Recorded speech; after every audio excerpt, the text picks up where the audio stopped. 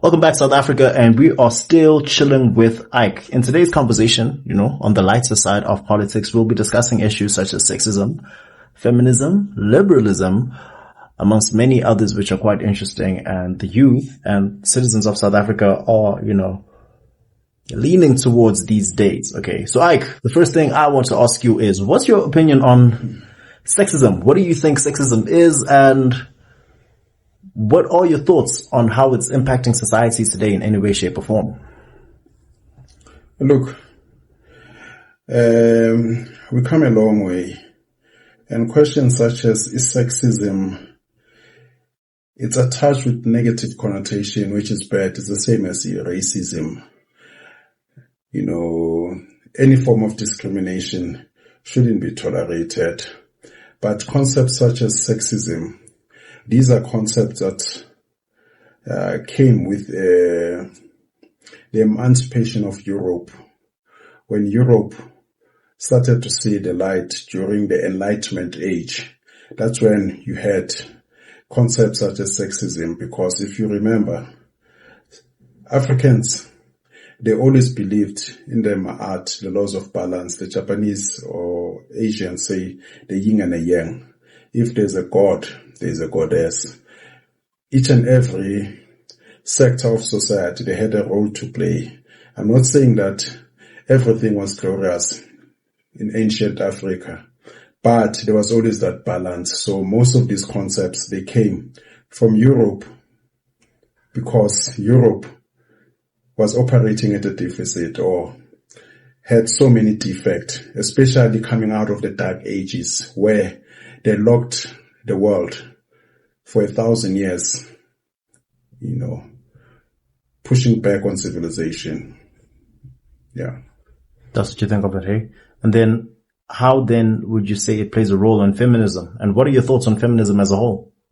Look, feminism, it's traced back from Europe after the Dark Ages. Europe in the 1500s. Or late 1400s, they started going out of the Dark Ages. You remember the Dark Ages, it is Rome.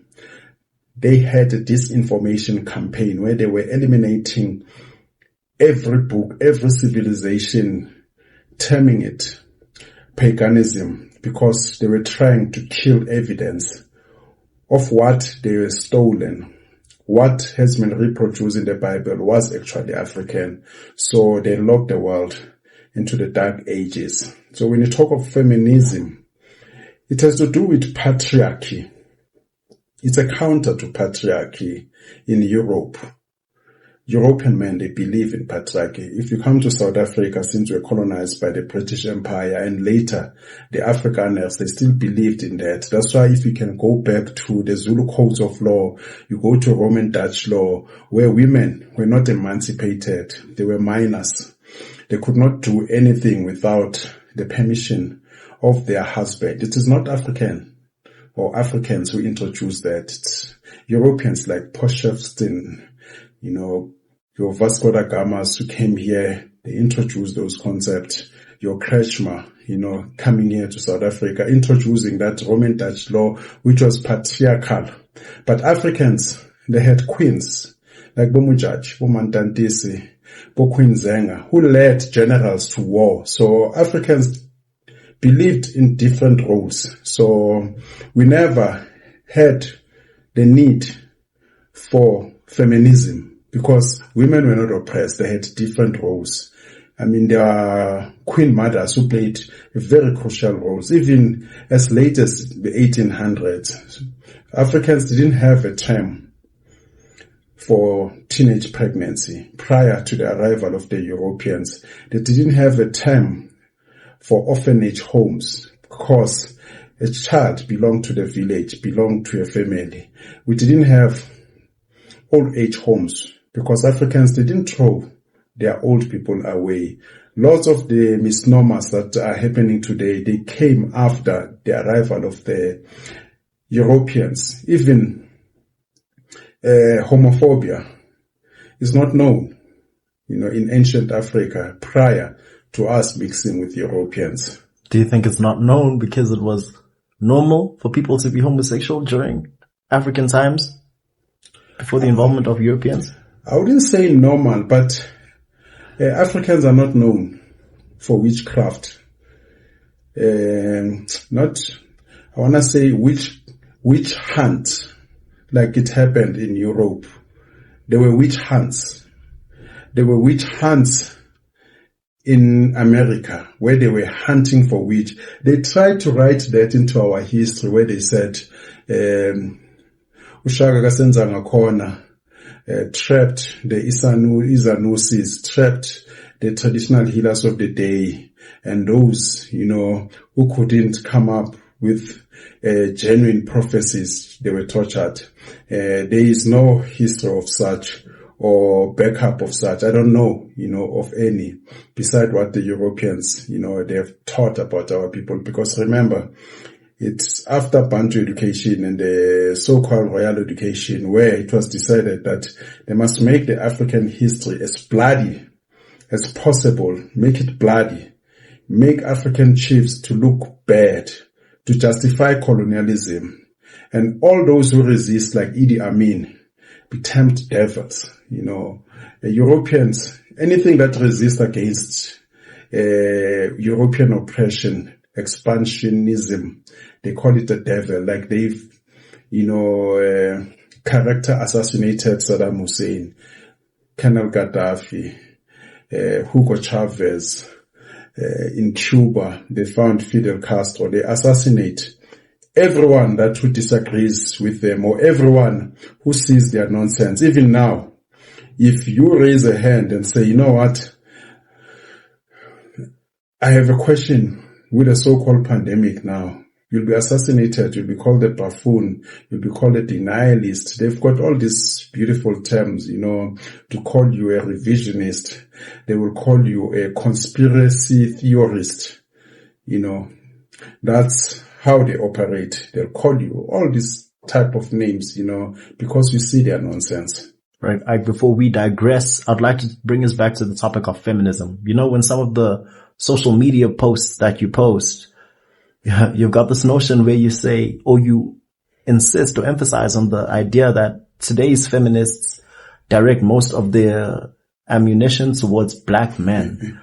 I feel like this is slightly untrue, if not inaccurate, because I see, and the general world sees, feminism attacking white people all the time. I mean, if you can look at the Me Too movement, many giants who were white have fallen, such as Harvey Weinstein, Jeffrey Epstein, every white or every man that has used masculinity, to, his advantage to abuse women in any way, shape or form has been punished, regardless of race. Bill Cosby versus, Weinstein. There's that guy, he used to be a comedian on Mad Men. He's also a white guy. He used to masturbate in front of actresses that that he's hired. That guy also felt the arm of the Lord. There's a long list of them. Are you blind to this, or are you just that ignorant? What happened? Let me say this about a Me Too movement as a feminist movement. I wouldn't be so sure, but I will tell you this. Here we are marching into the gray areas. If you can check the emphasis, your Harvey Weinstein, people who collaborated with him, your Bill Clintons, your Donald Trumps, and other billionaires, they're still around doing the same thing. Nobody's chasing after them. It seems as if Weinstein was the fall guy because something had to be done. A couple of number of people, they have raised issues, and it comes at the footsteps when you've got Bill Cosby, you've got R. Kelly. So now to level the playing field so that it's not seen as if only blacks are attacked, they found a fall guy. Because in the past it has always been blacks who've been character assassinated in sports, black people trying to emancipate other black people, they've been character assassinated, or black people who are doing well, setting an exemplary for other black people. So now the Me Too it came in there. Look, I don't dismiss. There are real genuine cases, but the coincidence, it's amazing. But I can tell you again, and how this Me Too came. It came as well when there was this issue about Black Lives Matter. And then the issue of Black Lives was, clouded with gay rights, Me Too. Always when Black people are coming out and say you are being killed, their issue is always, lumped with other issues, gender rights, gays, women, white, and then all of a sudden it was brown coffee. It's now cappuccino, white.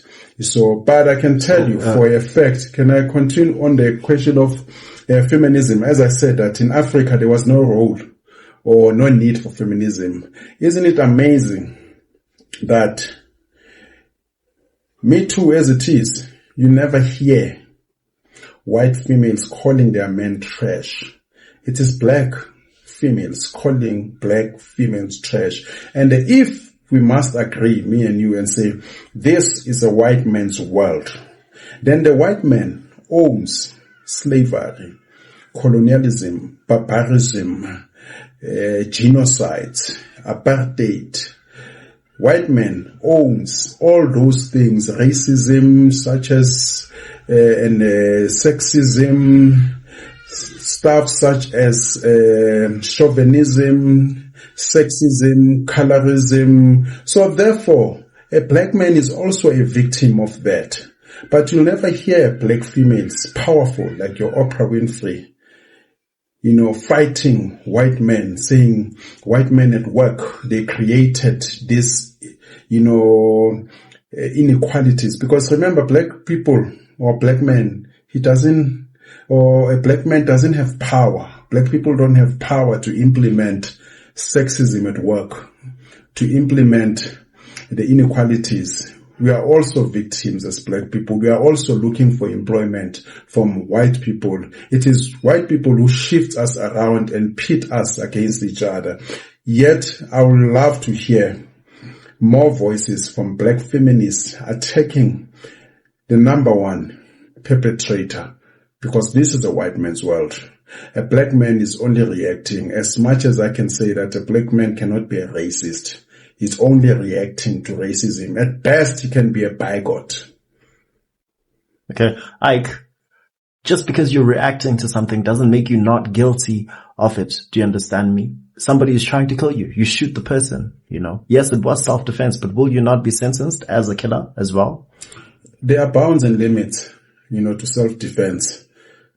Sometimes self-defense, it is a correct thing. And I'm not saying that black people or black men abusing black females, they are right. There are those people who are evil. We should condemn them all the time. Even in ancient time, there were those people who were bad. I'm not saying that it was all, hunky-dory. There were black people, black men in particular, abusing other women who are black. We must condemn that. But I'm saying in general, because I'm speaking in general, I'm not talking in exceptions or isolated incidences. I'm saying that the number one perpetrator of these crimes, globally, if you can check in the last 500 years, white man has created havoc. He's disagreeable everywhere in Australia. Wherever they found black people in America, the indigenous black people killed, raped. That is highest form of sexism, inequalities, taken to slavery, their land taken in Australia, in America, in India, in China, in ancient Russia itself, black people have been displaced. And whenever a nation has been conquered, its woman folk, it's abused, raped, oppressed. That's what has happened up to so far. All right. Without dwelling too much on the issue of feminism, let's move on to liberalism. What are your thoughts on liberalism, Ike?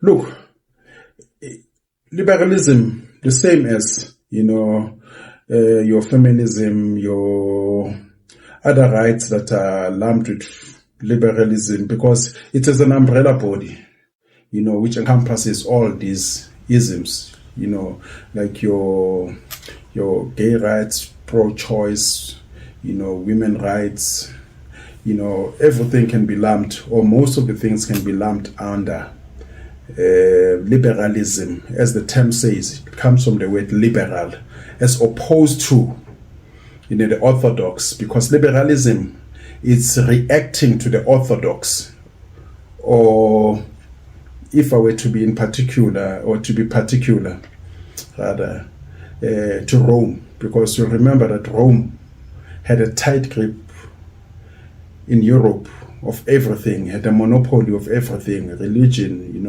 economy. So the liberals were reacting to that. If you trace it back from the Martin Luther, going astray, the Anglican Church, deviating from your normal practice of Rome. So it's, traces of that, and it became worse or more prevalent in the Enlightenment era or Enlightenment age. So I have nothing against liberalism, but there are certain things that they need to be guided, because you need to be guarded against, because look, freedom has limits. Your freedom must not tamper with your neighbor's freedom. So it has limits. As much as you've got a right to be liberal, you must also respect my space. If someone says, I am this, I am gay, I have no problem. As long as you're exercising your rights, it's not, encroaching on my rights. I am okay with that. But the problem starts when you want to impose on the next person to say you ought to follow, the rules as I see them, then it becomes a problem. Which instances do you feel as though you were forced or encouraged to follow a different set of beliefs than you believe, Ike? Look, it is amazing.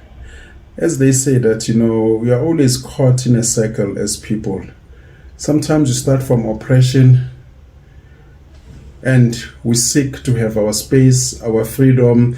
The freer we become, we evolve into oppression again. Like now, if you check in the context of South Africa, coming from apartheid, we're fighting for freedom of the press, the arts. That's part of liberalism.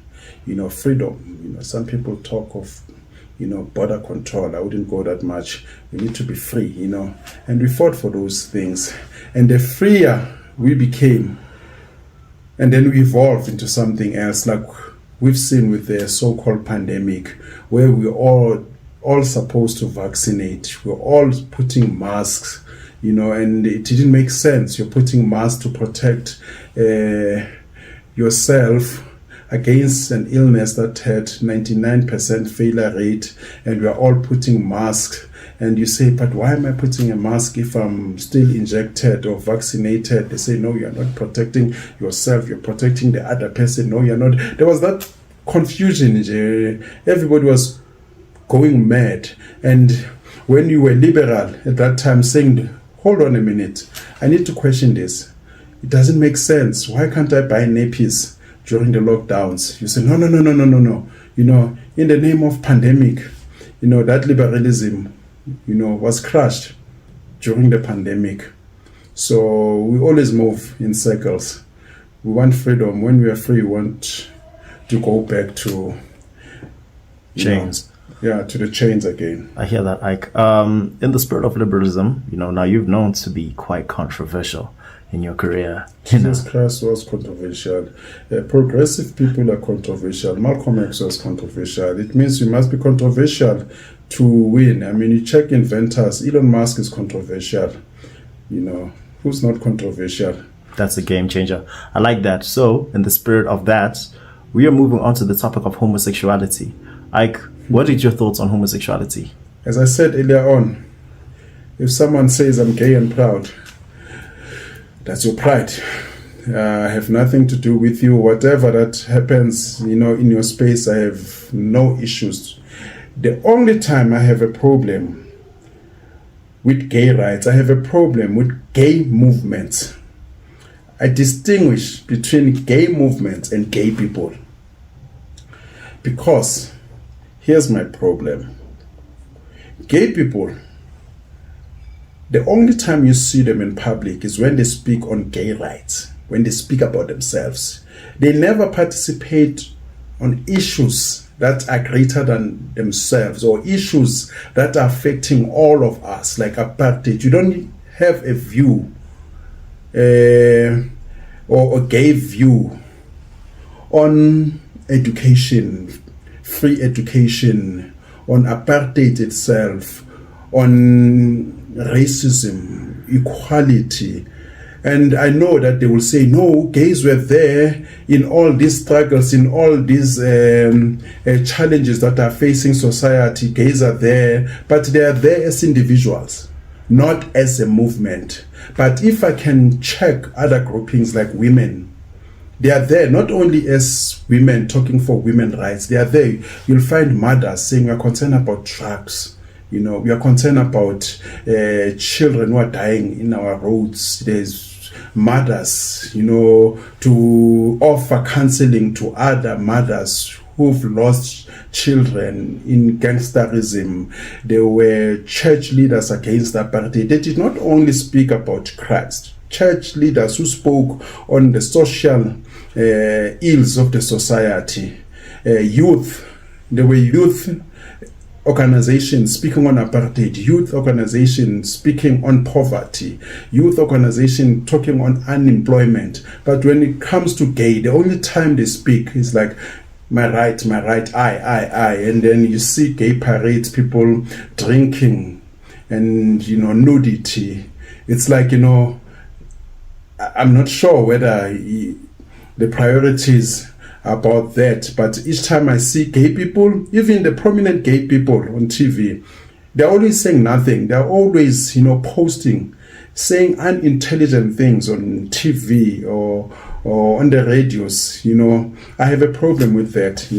I wish that they can express themselves more on issues that are affecting us. Like now, what is the gay movement saying on our infrastructure being destroyed by foreigners who are here? You have no view. The only time you'll see them is when I'm gay. And then you check, they are loud when it comes to I, me, as a gay man. But when it comes to things that affect us all, dead quiet, like during apartheid, they only emerge now, saying, hey guys, remember me after we fought so much. And I did not see them. I can tell they were youth. They were Muslims against apartheid. They were Anglicans, Catholic, Zionists. When I say Zionists, I mean like African Zionist churches against apartheid. They were artists against apartheid. Where were gay rights movements? They only came after the fact. So therefore, I don't recognize them as gay movements. As individual, if you're gay, then it's fine, you're a brother. And so that is that. For me, you can call yourself whatever, transsexual and LGBTI, it's okay. It's okay. Call yourself whatever that you want to call yourself. And I have an opinion also on many issues, on gay rights, but I'll reserve my opinion. There's so many issues, on transsexuals, transgenders, playing sport with women, so many issues of which I oppose that, and gay movements wanting to impose their agenda on other people's children who are not gay at school, and say now we no longer have male and female. I've got lots of opinion on that, but I'll reserve them for now. But for me, generally, I don't recognize gay movements. As a gay individual, we're cool. Speaking on movements, Ike, and you say that they never played an active role in the apartheid or in any worthy, struggle except for promoting their own selves. Wouldn't you say, Ike, that another person who's part of the movement would argue that they had been suppressed already by society and furthermore by even the law? How then were they supposed to erupt or form as a movement if they were even illegal in the constitution? Wasn't marriage for gay people in South Africa outlawed for a very long time? So please just answer that and let us know what you think of marriage as a they whole. were oppressed by society. What society? I don't remember gay people being oppressed as a society. For you to be oppressed as a society, you've got to exist first. I am saying during apartheid they did not exist as gay right movements. They came after the fact.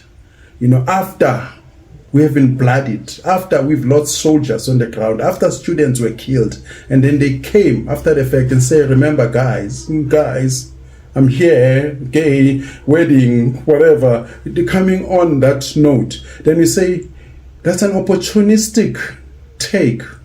You cannot, after we've lost so much and you come and say, remember me guys, but I'm gay and proud. Be proud even when we're facing bigger monsters, bigger challenges. That's why I'm saying we've got so many challenges, today in our society. What is the gay rights movement's view on those challenges? You'll never hear them. Access in the media, you'll never hear them. They're just there. They just all of a sudden and then make noise and say we've been discriminated. But when it comes to access, opening up the space, you'll never hear them. In the judiciary, you never hear them. When we're saying, black practitioners are being discriminated, they're not getting the necessary legal work on, they're not being accelerated into higher position, you never hear them. But they will come in by back door and say, guys, here's my agenda, implement my agenda. You need to fight, you need to contest the terrain so that you can say, yeah, I also fought. We will recognize you as a movement and say, we've seen you. But if you come as individual, I recognize you as individual. We cannot be fighting here. The next thing we say, where's our note? Guys, remember, I'm a Buddhist. You didn't come join us as a Buddhist. You join us as individual if you were there. So you cannot impose your agenda. Imagine we start a campaign. We're saying we're going to form a basketball team. Let us find money, to establish this basketball team or a league. And then after we've found funding, you come and say, guys, but what about netball? No, that is pushing your issues by backdoor. Tell us from the inception that I'm for netball. Then I will understand you. When it's still tough, not when we have, the fruits, then you want to tap in. That makes a lot of sense, Ike. That makes a lot of sense, Ike. A lot of people, religious leaders all around the world say that homosexualism is a curse, Some even blame the idea that these children were had out of wedlock. They say that children out of marriage are cursed. What's your opinion on that? Look, that is nonsense. Africans never discriminated against gay people. There's no history of homophobia before we met the Europeans. And to tell children that they are born out of wedlocks, it is wrong, because all children are supposed to be loved by God if you believe in God. And the idea of marriage, it's man-made. I don't remember God coming from the sky and saying, you shall marry. It's man-made. Men who wrote into the Bible. The Bible was written by men. It was altered so many times, by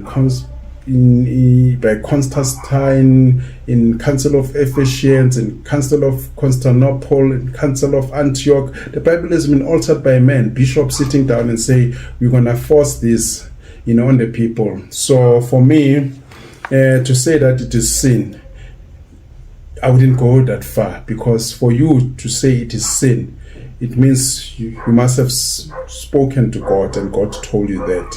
So I cannot take another man's word who says, thou shalt not, because I spoke to the Lord and the Lord said, no one has seen God. It is man-made. It's our perception. For me, I don't discriminate people because they are gay, but I'm robust. I question them, and I don't discriminate children and saying they're illegitimate, and rightfully so. Our laws, they no longer have, I believe, that thing of illegitimate children born out of wedlocks, because they took the position that all children are special, are loved by God, so therefore they are not legitimate. To say that the child is legitimate, every child is legit. You're here, you're a person in front of the law, therefore you're legit, you've got rights. But if you say a child has legitimacy on his shoulder or is illegitimate, it means that person, it does not exist in terms of the law, because legit means legal. So all children are legal and therefore they're legitimate. You seem to have a wide problem with, religion and everything. You say that you don't believe in laws being imposed upon you by people who claim to have heard from the Lord. Yet, you are known to, support African spiritualism, such as Amadlozi, ancestors, and all of this. Should someone say, Idlos Lako has told you or has given you this law, would you not follow it? Let me say this. African people don't worship ancestors. They take guidance from those who've lived before them. As much as you listen to your parents in the living years when they were still alive, African people don't throw their people away simply because they're no longer there. I can tell you, my parents don't drink alcohol. I grew up not drinking alcohol. I would not drink alcohol after they are all gone, because I'm taking guidance from them now. I'll take guidance from them then when they are dead or have passed. And we don't throw ours away. Same way as Jewish people don't throw theirs away, like they don't throw Abraham away, they don't throw Moses away. They don't throw their ancestors away. They don't throw Muhammad away. It's only African people who are forced to turn against their own. And then you ask, what is Jacob? Isn't he an ancestor of another tribe, another nationality? You're going to embrace another nationality's ancestors, but curse your own. And I believe in God. African spirituality believes in God. You cannot be atheist as an African. It's a foreign concept, being African and atheist. Africans were never atheists. I'm not saying everybody believes in God, but in a nutshell, we Africans, we are always in line with nature. We don't fight nature. We don't conquer nature like Europeans. Europeans are always going against nature. They say you must tame nature, you must conquer nature, you must conquer the sky. Then we live in harmony with nature. If the river is flowing from left, we don't take the river to the right, like Europeans have done. And my belief in God is based, or my faith in God is based on belief. I cannot prove it. It's belief, because I believe that the world and the universe is too orderly for me to say that there is no God or a supernatural. But it's based on belief. Religion is something else. It's man-made. All religions are man-made. And I can tell you, as a matter of fact, without Africa, there is no major religions of the world. There is no Hinduism. There is no Judaism. There is no Buddhism. There's this one they practice in Japan. There is no Christianity. There is no major religion of the world, because all of them, they've got similar concept. Messiah, born out of the virgin or virgin, died on the cross, like be it, Hercules, be it Odysseus, they're all the same, because they have stolen Heru, they have stolen Horus. That's where they were stolen. All these religious books, from Genesis to Revelation, the Quran, the Torah, they were stolen from Africa. So without black people, there is no religion. It is Africa who first gave the world the idea and the concept of God. Trinity came from Pharaoh Echnotep. When he combined all these gods, he says, I'm going to make them one. And prior to that, they had lots of gods, god of rain, god of fertility, all these things. The Easter, God Esther, stolen from Africa. Ptah, making men out of clay. And then they later said it's Adam. the 12 tribes, all these things, they're not new concepts. Unfortunately, when we were colonized, they took everything and remixed it, and brought it back to us. And you don't even realize that all these concepts are ours. The idea of Jesus was Serapis. So I like that, Ike. You're saying that they were practicing globalism before globalism was globalism. Is that true? When you're talking globalization, you're now moving into something else. I'm not sure whether we're entering into the economic space, but globalization, maybe it's mirrored against nationalism. Is it nationalism? Almost said nationalization. Globalization. Africans were always global. We always globetrotters, because you can find the Khoisan in Britain. The earlier Britons were black. The earlier Russians were black. The earlier Germans were black. We were there long before there was Europe. The earlier Greeks, the earlier Indians, they were black. The earlier Americans, not the so-called Red Indians that you see. These are Spanish people, a mixture of Mexicans and Chinese. But the first people to land in America are people of Mali, Ethiopia. That's why they could trace them now. You must check the Omaleks, where they find huge sculptures of African people with African features, the Mexicans' pyramids, But unfortunately, the world conspire against us all the time. Whenever there's civilization found, they say, no, it is the Mayans. No, it's not you. It did not build pyramids. They were built by aliens, because they always try, to nullify us, our existence. I hear people looking for African footprints in the Bible. You will not find them. You'll find a man carrying Jesus' cross and say, you're supposed to be a servant, because the Bible was stolen from us.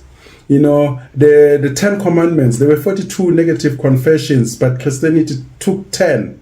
When ISIS says, I have not killed, I have not committed adultery, I have not, stolen, when she was pleading that they raise Osiris, and they raised Osiris, but one body part was missing, 14 body parts, were missing, and eventually they were put together by that prayer. ISIS praying in Egypt, in the land, saying, please bring back my mate. Then the penis was left behind because it was eaten by the crocodile. That's where the story of Immaculate Conception came in. When Osiris was lying down, and Isis took the form of a bird, and he flew on top of the sexual organs, and the sperm jumped out of Osiris into Isis. That Immaculate Conception. It's a myth. It's a mythological tale, like the story of the floods. The Babylon, they have the Gilgamesh epic, but there's a story that is older than that in Egypt, of the floods of Noah. All these stories, they are taken, written in a typological fashion. The Bible is allegory. It's written in allegory. Only African people who believe that there was a person called Moses in history. The Bible is not history, it is literature. Unfortunately, white people know this fact. But Africans, they say Jesus lives. When you say Jesus lives in your heart, I can accept that. But when you say it as a fact, then we have a problem. Because even the concept of Jews, there are no people called Jews. They've never existed. Even these so-called Jews, I call them Jewish. They were in Bosnia. They came out from the Caucasus of the mountains, 500 AD.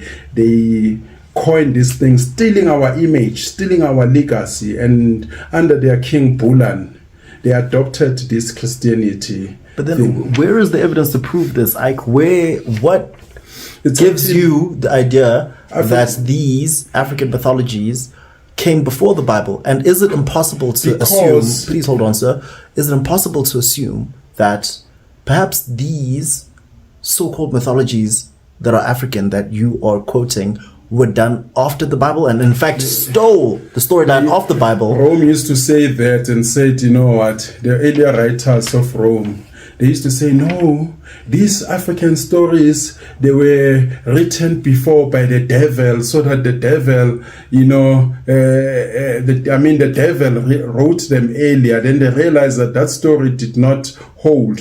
They started on a disinformation campaign where they started destroying books. If you know of the Dead Sea Scrolls, some of the books were written on animal skins. They were hidden in caves, inside caves, and Rome went all over, the world, taking books, destroying them. There's a man called, I forgot he's a Libyan, I'll remember now, a Libyan bishop. When they were busy with that process of canonification in 325 AD, I think it's Arius, something like that. Arius kept on saying, I will not accept this Bible because I know where it comes from. These books have been in existence, they've been passed on orally, and some of them have been written on stone, some have been written on paper, because African people are the first people to write on paper. That's why you've got your Assis Papyrus. They are the first people to come up with written material long before there was Europe. Even the Khoisan, they were writing their stories. So Rome had to destroy that information, had to destroy that memory. So those books are there. You go to Egypt today, you'll find these stories that are old. Our civilization is still there. You cannot find the Garden of Nebuchadnezzar. You cannot find Apollo. All their civilization, their wonders of the world is imaginary. Otherwise, you can still find it. You go to Sudan, you go to Ethiopia. These are the churches. Here are the writings that are old. Europeans themselves, they come and say these are dated, longer. The Sphinx is 40,000 years BC. They themselves, they admit that. And they found books such as the Egyptian Book of the Dead, where they find all these stories, about the major religions, the story of Jesus, the story of Moses. And there's a guy called John G. Jackson. They tried to sabotage that book. He wrote Stolen Legacy, Egyptian philosophy. He says Greek philosophy is Egyptian stolen philosophy, where they were trying to hide with where the likes of Pythagoras land, the likes of Plato, Aristotle, and this other one, Socrates. They stole from Africa. Aristotle's being one of the last, using Alexander the Greek to steal in Alexander library, and everything was reproduced under their names. So African people, they still have to discover how great they are. That's why I'm a scholar and a preacher of this, that you must remember who we are. We must go back, and remember that we are not fakes. Everything that they told us, is stolen from us. If there's any person who can claim to be a Jew, it's us. If it's any person who can claim to be a chosen nation, it's us. It cannot be that Johnny came late, who came from the carcass of the mountains, or Carcass Mountains recently, says, I'm the chosen. Where was this meeting where the people were chosen and were left behind? And the story is self-corroboratory. The one who said he was chosen, he cannot come up with verifiable information or a verifiable source beside his brother saying, yes, he was chosen. And we were here first. We were chosen to be here first. That we can all agree with. And then with the migration of time, everybody migrated, bringing us back to globalism. Now, I'd like us to go to more modern-day globalism, such as the World Trade Organization. Ike, tell us more about that. The UN as well. We may include as well the IMF. There's no such thing as globalization in the modern day. Globalization in the modern day, it's imperialism. It's the worst. America trying to impose its will on weaker nations. And tomorrow it's China trying to impose their agenda on the rest of the world and say, adopt our policies, in line with the globe. When they say the globe, they mean them. We must agree with them. If we were in a globalization, It means we'll also have our contribution, we'll have our footprint in the globe. But unfortunately, African leaders, they go to the global platform to adopt other people's agendas. They don't bring theirs there. So you cannot go into a global platform with no local agenda. You must have a local content to say, listen, guys, as much as, we've come together here, this is what I have from Africa. I want it implemented, it advances you. But we are running after everyone from Asia to West. We don't prioritize ourselves. We must push ourselves. There's no such thing as globalization. If in Africa there are wars, coup d'etats, who gets affected? If the rand, the Zim dollar, Botswana Pula crashes, is America affected? But if America dollar or the American dollar crashes, we catch the storm. If the Chinese, the Asian markets react, we catch the storm. Therefore, we are not in a global platform. Now we are buying everything from China. And we are told that is a globalization. It's a Chinese dragon taking over from the American dream or American imperialism in Britain and France. There's no such thing as globalization. We need to prioritize ourselves and push our agenda. Right. That's that. Thank you so much, Ike, for coming into this interview session. And until next time. Yeah, I forgot to mention something before we close, but unfortunately, my last word will be that, in summary, there are consequences in life. As much as people hide themselves behind feminism, globalization, capitalism, all the isms of this world, there are consequences. You do drugs, there are consequences. You have children outside a steady relationship, there are consequences. Consequences may be bad, may be good. You have children while you are still at school, there are consequences. But we live in a world of gray area where even a loser is told that he's done well. I understand that. Sometimes you got to uplift, those left behind. But in the real world, there are winners and losers. But at school, even the child, got zero. Is given awards and say, what, endurance and all that. It's good. It's a gray area. But in the real world, there are consequences. Unfortunately, people are not prepared to take on the consequences or accept the consequences. We're taught that we can get everything that we want. Women and children can waste their youth, in nightclubs, they can get it all. But the value decreases. You abuse your body, you decrease. Men and women, you go around drinking, you get illnesses, you lose time. When other nationalities, they're doing something of substance with their lives. African people, they waste their years drinking alcohol, having multiple sex partners, then they have kids, and then you wonder why certain consequences follow you. Sometimes other people are lucky. It turns out in their favor, but not everyone is so lucky. But it is important, in all this globalization, feminism, because we live in a liberal world where everything is justifiable, that I can have many sexual partners and, I can have many mistakes in life. Sometimes you just have one strike and you're out. There's a thin line between making it and not making it. Sometimes you can make it when it's late, in life, because you've learned from your experience, but very few people make it. There's a thin line between making it and not making it. Yeah. Thank you so much, Ike, and until next time.